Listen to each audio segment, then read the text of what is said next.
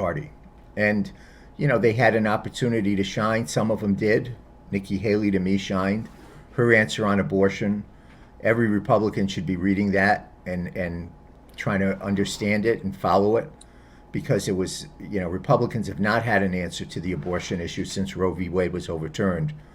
She had the best one I've heard anywhere.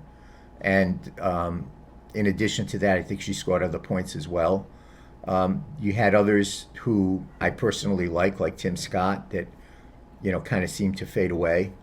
And then you had, Christie. I thought Christie was actually entertaining because, he was like, what I said is he's like the old Chris Christie before, and this is really inside politics, before January of 2016 when he did the debate in New Hampshire, which I was at, and he just excoriated Marco Rubio. He became Donald Trump's attack dog during that debate, and crashed and burned 2 days later in New Hampshire. This one was a much better performance, I think, by Christie. I don't think he's going to win anything. Mike Pence was more animated. I was getting mad because I remember Mike Pence's debate against Kamala during the presidential campaign, and he was so stoic, no passion. And the other night he was very passionate. And then you had Vivek, who, I think every debate should allow some frat boy to come in and be able to throw a few jabs at people and, try and insult folks. I mean, it's someone invited him to Animal House and he showed up at the debate. That's what I think of him. Well, it was entertaining. It was. I did an interview that night on Univision, and they asked me, about Trump, and I said, who won the debate and so forth. I said, well, I think Trump may have won the debate because, he was on Tucker Carlson. They had over, 22 million people watch that particular interview. And then, something near and dear to my heart, I said, this is kind of like a battle royal. You've got everyone who's jumped in the ring and everyone's trying to throw each other out. Right. The one who usually ends up toward the end, they'll throw a couple of people out, but they're usually kind of in the wings, not letting themselves get thrown out. And so they hide under the turnbuckle. That's it. And so in this particular situation, everyone's kind of trying to throw each other out. I thought Nikki Haley did it. If I was going to give someone who may have won this debate, I'll say Nikki Haley. I mean, her responses, she was well poised. Even when you had the comments coming over, you kind of Trump Jr. there. I mean, she handled that. She handled those questions. I mean, she handled the response great. Just foreign policy. When he said, "What is it? We need to get ourselves out of Ukraine. We can't fund this and so forth." And she's like, do you even understand what you're talking about? Do you even understand what you're saying and what are the implications there? And her command of understanding foreign policy and understanding Russia and the China connection with Ukraine and everything else. I mean, she just, whether you agree with the points or not, she was just masterful in her delivery and just understanding the issues. And Christie, I think he came ready to fight. He came ready to argue his points, but it's a Jersey boy. Yeah, I know. He looked at Vivek and thought he was Snooki and took a shot at him. The thing too, I think that was important, and it's about and it is this way in all the debates. The next one's going to be here in California at the Reagan Library. I remember that one from 2016. It's a small venue. I remember it was hot as hell. There were like 9 candidates up there. It went on forever. I got bored and started walking around the Reagan Library because no one was watching the library, and got some great pictures. But, the thing you got to remember about the debates is what happens next. So like in Nikki Haley's case, she did well for herself that night. The question becomes, is she able to sustain that or capitalize it in her campaign by money, endorsements, grassroots support? And that's really what it's all about at this point. I think she acquitted herself very, very well with the issue things, but that's really what the debates are about, what you do with the opportunity that it presents for you. Right, and it did. I think one of the people that it's oddly enough that we have not spoken about, or you didn't even mention, was DeSantis. he had, I think he had a couple good moments Hmm. there. He did. He had a couple good moments. I know he's right now dealing with a hurricane, or dealt with a hurricane right now over in the state. But I think he had a couple of good moments there. It's I and think even Tim uh, Scott was, I think, a good storyteller. I think he's a great storyteller. I mean, I love Tim Scott. I think he's a great yeah, human being. And honestly, I wouldn't mind him seeing him be the Republican nominee for president. I think he would do well. It just he couldn't get into it quick enough. yeah, I mean, when you have that many people on stage, it's like how quick can you jump in and all of that kind of stuff. And as far as Ron DeSantis, I mean, I thought Ron started out rocky. I mean, he had his opening statement and he went from 0 to pissed off in less than 3.2 seconds. I mean, he was angry right from the beginning. And it's like, dude, don't get so angry. Nobody's sitting here wearing mouse ears. We're not from Disney. Just take a pill. And then as it went on, I think he got a whole lot better. He yeah, kind of came across more personable. The problem that he had, I think, was that people watching that who thought that he was the only alternative to Trump now look and say, well, maybe Nikki Haley is. Or, there's a whole group of people that think maybe Vivek is. A lot of Trump people like Vivek. And you can see why. I mean, he's kind of stylistically the same. The difference is Donald Trump is the way he is because he's Donald Trump. And the way he can be acerbic and sarcastic and, have one liners that just, cut you at the knees. That works for him because of who he is and what he's accomplished. It doesn't necessarily work for a 35-year-old who, had an opinion about everything and experience about nothing. But he is very popular amongst the Trump crew. So, it was, I think, for DeSantis, the problem was people walked away from that thinking, well, DeSantis is still good. He didn't go after Trump. He's still good. Could be a good alternative, but maybe there are others. I think that's kind of how. I mean, it all was in relation to the president, the former president. So, I would love to see a debate between Joe Biden and Robert Kennedy Jr. and whoever else is running for president in the Democrat side, both running and running without running, shadow running. That's a new thing. Shadow running for president. well, there's even talk that Joe Biden won't even do a presidential debate. Period. So should obviously, becomes a nominee, and let's just say DeSantis or Nikki Haley or Donald Trump become the nominee on the Republican side. There's talk that they're already floating it out there that he may not even do a debate. It's way too early for all of that stuff, and I think sometimes they put stuff out there. It's kind of like chum when you go fishing. You throw stuff out into the water so the fish come around, and then you go out and get the fish. I think that's all that is. It's just kind of throwing stuff out there so the feeding frenzy starts, and takes the eye off the ball, which is what's happened in this country over the last 3.5 years or 3 years. Has you go out and you can cite every number in the book that you want that says the economy has gotten better.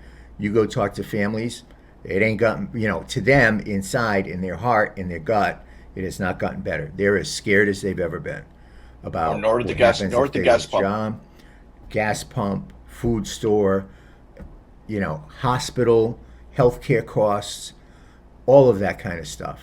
They're scared about that kind of stuff. And so, I think that's the kind of issues that they have to worry about. And so anything they can do to kind of throw a little chum in the water that deflects everybody away from that stuff, the more they're going to like it. So I think that it's going to be a long road. And as we have discussed in the past, we sit here now, the beginning of September of the off year. The Iowa caucus is about 3 months away now. And then you've got New Hampshire and South Carolina, and then you're off and running in a couple of other states, Nevada, I think South Dakota, and then you get to Super Tuesday, which they've moved up.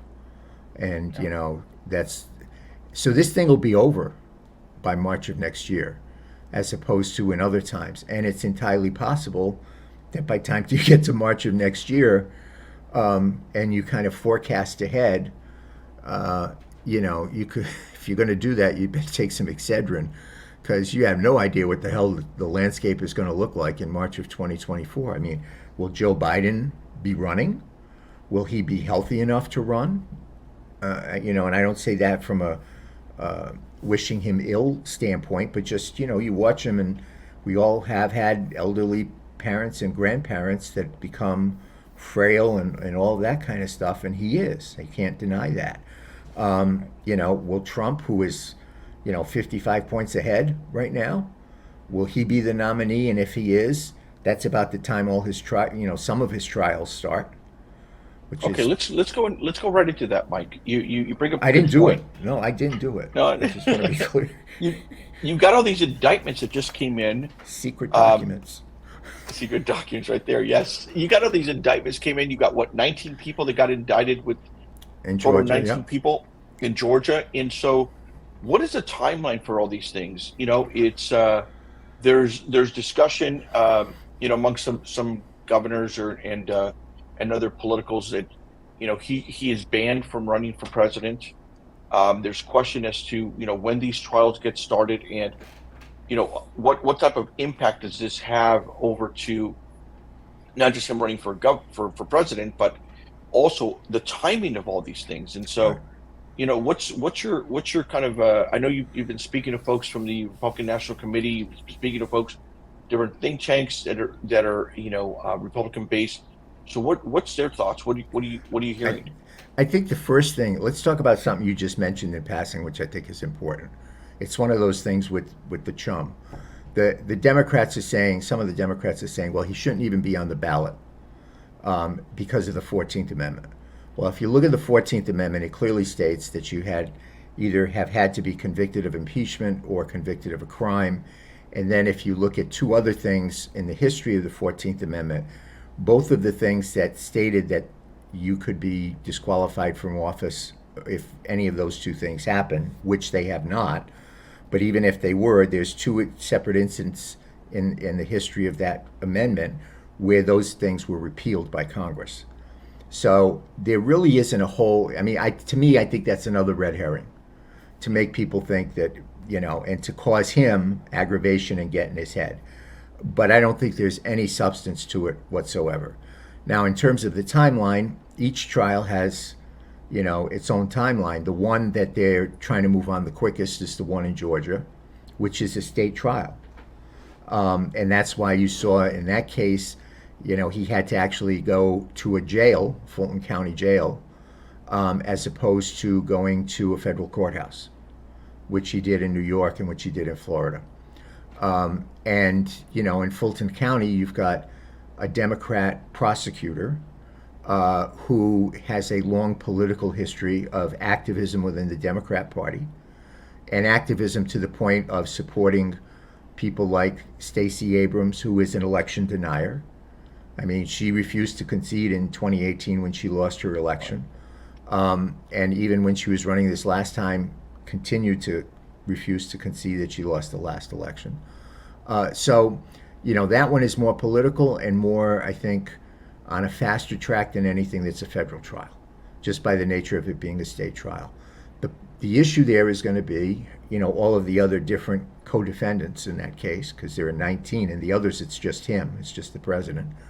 And what I saw, watching the thing in Atlanta, it then crystallized to me how they have systematically, while it may look like different things that are happening, this is happening in New York, this is happening in Florida, this is happening in Atlanta, what else is to come? Right. I can easily see other states trying to do stuff, but what it really brought to me and crystallized was there is a pattern here. It's like, okay, we're going to try and knock him down in his numbers by arresting him. That didn't work. Or the mugshot. The mugshot. That didn't work. That has become a fundraising tool for him now. Of course. Absolutely. It did not work at all. So the next thing is, how do you bog him down in terms of all of the legal procedures before you even get to a trial? And then there's the bogging him down in terms of the trial. And he's got three fronts right now that this is taking place: New York, D.C., four now: New York, D.C., Miami, and in Georgia. Atlanta. Atlanta, So yeah. it's a forefront attack that it's coming from the federal government and from politicians at the state government. And that's all designed to drain his resources, to drain the energy, to drain the focus, and so it is to me a very coordinated thing. And so all of that will start, at least the Georgia part of it, and maybe even one or two of the federal things, I think will start around the same time as you're looking at the Super Tuesday.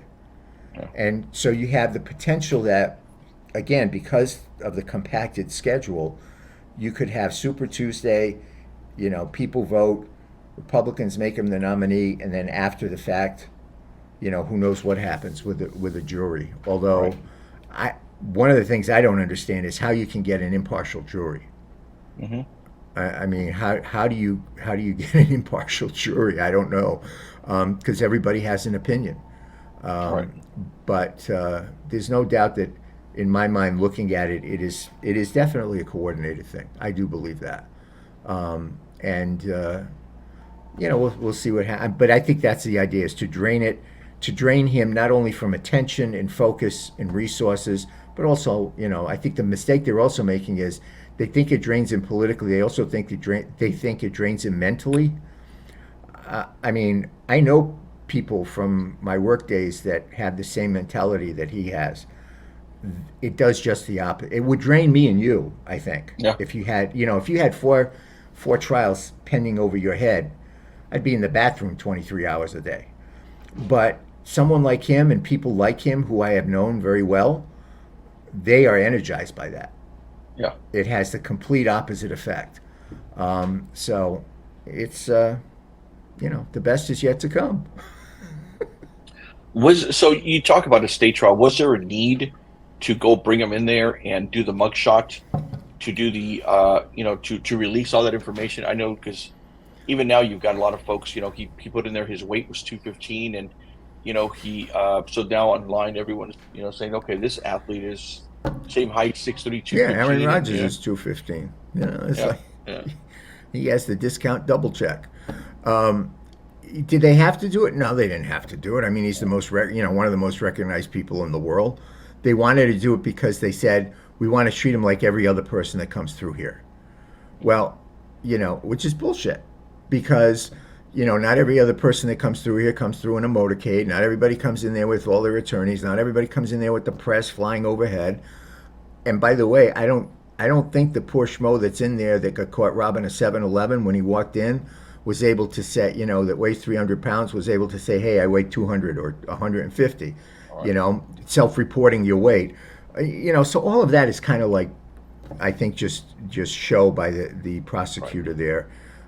It wasn't necessary. The other thing too I look at from a political standpoint is, okay, if you're going to prosecute him because he's an election denier, and said, and tried this, there was this whole effort to try and have these alternate electors and have people vote to not accept the state's reports, then there's a long list of Democrats with Hillary Clinton, Bill Clinton, Ted Kennedy. I mean, there's a long Ted Kennedy, Al Gore. You got Al Gore, You got Barack Stacey Obama, Abrams. Yeah. Stacey Abrams, all who have been Hillary Clinton. Hello, Yeah. she does that in her sleep. She still doesn't believe she lost in 2016. So if that's the case and that's the standard you hold to, well, why aren't you prosecuting these people? And some of those people, Nancy Pelosi's one of them. What's her name? Barbara Lee, I think, is another one. There's others from California who, are on the floor of Congress when that certification takes place, saying they object. Even as far back as 2004, 2000 was obviously a controversial year with the Bush-Gore race, but 2004, where George W. won re-election, you had a whole bunch of people objecting to Ohio electors, and saying that they didn't win the state in the Congress. So it's the same thing in the sense of, there have been others that on the other side, on the Democrat side, who have been election deniers and said that they had actually won when the vote said that they didn't, who tried other schemes to try and make sure that the vote didn't go through, and somehow they're not held accountable for that. I think that's one of the things that the president has to show why there's a difference in the way justice is being served these days. Well, I think it was funny. You and I had a conversation the other day. We're going to share it with the audience that you just recently went to the doctor yourself, and I you got did. something in common with the I, president. You want to tell the whole story about the we nurse both and have everything? strawberry blonde hair. That was the other thing. When they said his hair color, he said it was strawberry blonde. I was like, what? Yeah, no, I went to the doctor and the nurse, go to the doctor. They say, get on the scale. And I said, no. I was like, put my foot down. I said, no. And she says, excuse me? I said, no, I weigh 215 pounds. If the president can self-report 215, I'm going to report 215. And she's like, get on the scale. And I get on the scale and it was 215, which, by the way, was like 8 pounds less than it was before and going in the right direction. So everybody was happy and told my doctor, came in, and I said, yep, I'm 215. I can be president and I can shoot 78 in golf. To which he replied, he went in and he got the rubber gloves and he says, okay, time for your prostate exam. I was like, yes, it's just like politics. I'm a legit 215. I'm going to get a t-shirt. Legit A legit 215. 215. I'm a 215. That was Well, just, I mean, that was just fun. I mean, it was just so funny to watch people's reactions. There were bets on that. I don't know if you know this, but No. there were bookies taking action. Not that I know any of them, but there were bookies taking action on whether there were the over under on his weight was 273. That was the over under was 273. And most of the people putting action down on the bets were over the 273. So when he comes in at 215, it's like, that's that's where you go to instant replay. Well, it's interesting because you mentioned it earlier. The next debate was going to be a huge debate. Is going to be here in California at the Reagan Library, and you know, my understanding, and I apologize for not having done the homework on this, but the rules are going to get a little tougher, right? For who's going to be on Yep. stage. So it's